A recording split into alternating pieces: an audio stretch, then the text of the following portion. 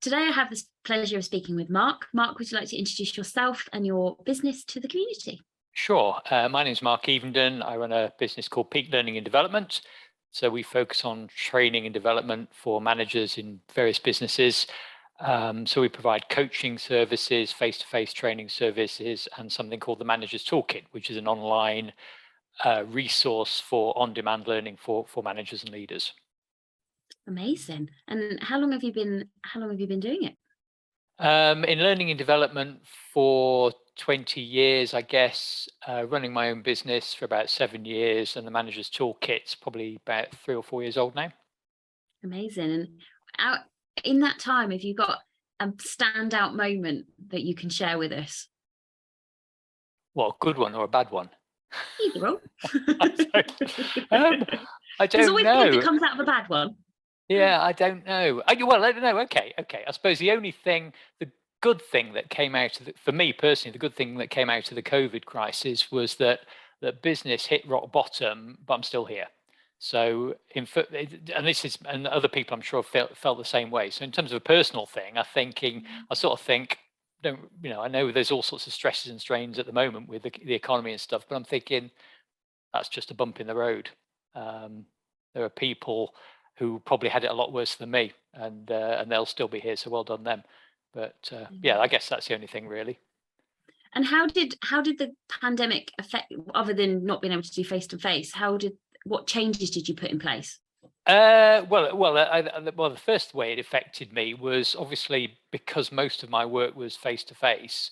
Then it all dropped off a cliff. So whenever it was the March, the whatever, I just got phone calls and emails saying cancel. So we typically, in the line of work I have, it's sort of 3 to 6 months visibility, and all that got cleaned out.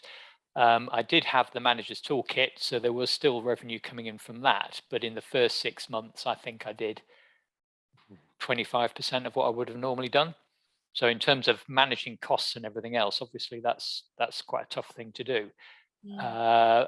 And like other training businesses, you went to your clients and you did stuff for free, and say, look, we can change this and do this online, and I won't charge you for it because I know you're struggling like mad. And so I guess it's about keeping the relationship going. And it's interesting because those things have come back. So people recognize the fact that you did help them when it was tough.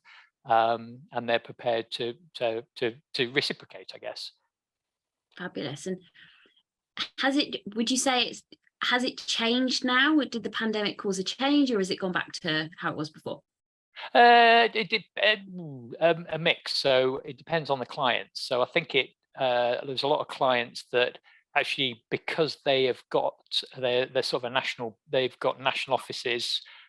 So we're doing we're still doing a lot of virtual training because it just works for them. So before they were shipping everybody over down to a head office in the south or somewhere, and of course that takes time out for people. So we're doing shorter slots, but over a period of time, and a couple of clients are international clients. So that works really well for them because it means they're not flying people to the UK, or sadly not flying me out to Singapore or wherever, which is a bit of a bugger, but there we go.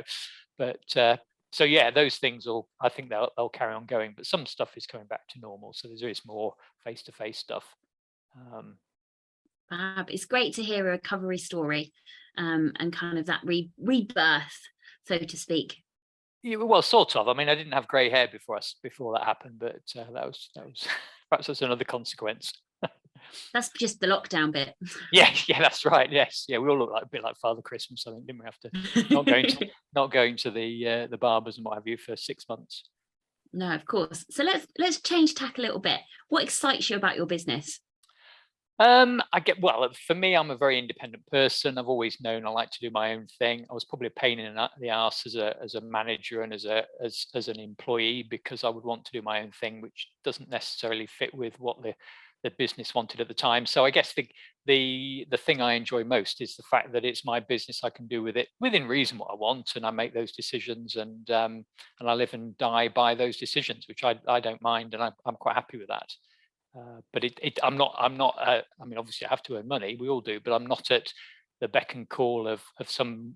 I've worked for large organisations like Johnson Matthey and Pearson, and because you're trying to deliver a particular number, then there's a lot of pressure on you to deliver that number, even though it's not in the best interests of your particular business that you might be in. I mean, okay, overall it might be in the best interests of the overall business. I get that, but I used to find that very frustrating when I had a reasonably senior role and I was told how to do my job, because I'm thinking, I know how to do my job. I don't need somebody from head office coming down and say, hey, you need to cut 10% here or reduce headcount here.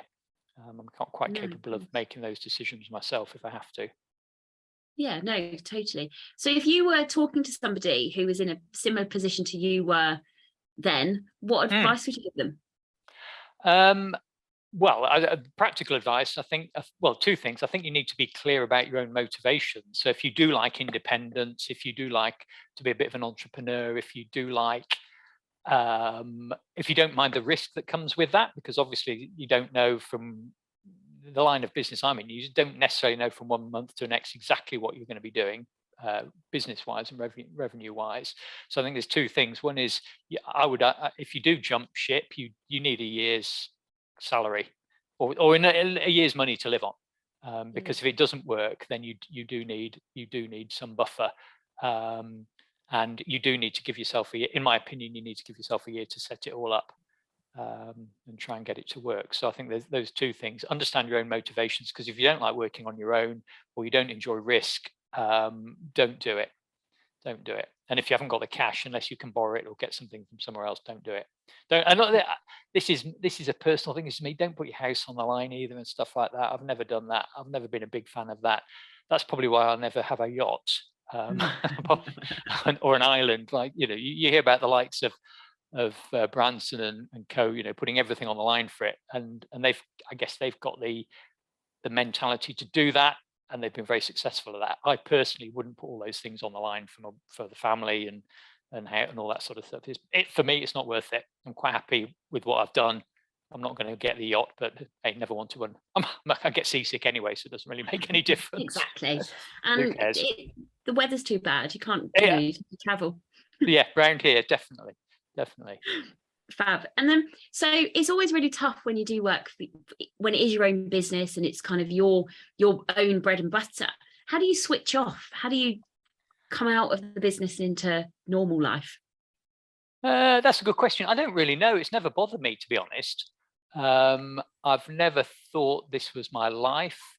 I've got other interests. I mean, the kids have all left home now, but certainly when they were growing up, that you can't work all the time, otherwise you neglect them. And I do make sure I do stuff for myself, which perhaps might sound a bit selfish, but I guess that's the way to relax. So I enjoy just exercise or going for a run or going for a bike ride or whatever. So I will make sure I do those things, and I do put time in my diary to do those things. And I also do put time in my diary at least once a year, sometimes twice a year, just to go away, sit somewhere for the day that's I find inspirational, and just think about the business and what I want to do with it and all those sorts of things. But it's never been. I try not to make it my life. I think it's too much. There's too many lovely things in the world to go and see and do, and people to meet to make it your only thing you ever do. Yeah. Which again is probably why I'm never going to get the yacht, isn't it? That's you can get a little one.